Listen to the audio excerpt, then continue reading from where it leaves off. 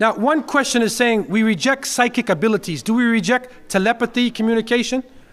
What are your feelings? Okay, the first point, you know, in terms of psychic abilities, it has been recognized that we only use a small part of our brain.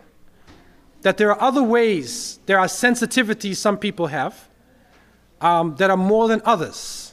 And when a person loses their sight, their hearing becomes more sensitive. If you lose your hearing, other facilities become more sensitive. And so there are people who do have some capacities in terms of communication. In some cases, you'll even see, if you can notice, sometimes, have you ever seen a case where somebody's standing not facing you and you're looking at them, and they turn around and look right at you? They look right at you. How did that person know that you were looking at them? There are certain things that we have. The only problem is that we don't control these capacities.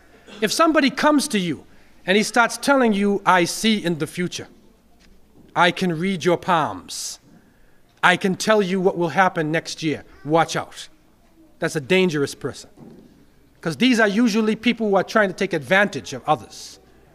They take advantage of you and they try to put fear in your hearts. But there are certain abilities. There is what is called in Islam karama. There is mu'jiza and there is karama. Mu'jiza is a miracle that comes to the Nabi, the Prophet.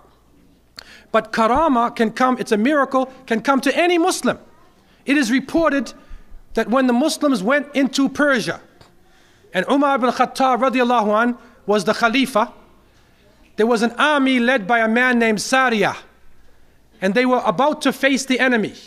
They were coming into the area of the enemy. And Umar was in Medina, on the mimbar, and he was inspired. He's given the khutbah and he said, Ya Sariyah al-Jabal.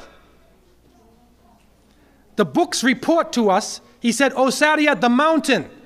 And the people report in Persia that they heard the voice of Umar like booming, like something coming over a loudspeaker, saying, the mountain. And they sent some people and they found the enemy hiding in ambush behind the mountain. That is karama. It's karama. And that is a communication that Allah subhanahu wa ta'ala gave to the Sahaba because of the level that they reached. But you don't control those things. You see, you can't say that you control it. That's the danger. When the person says they control it and then they make a business out of it. That is the dangerous part of it.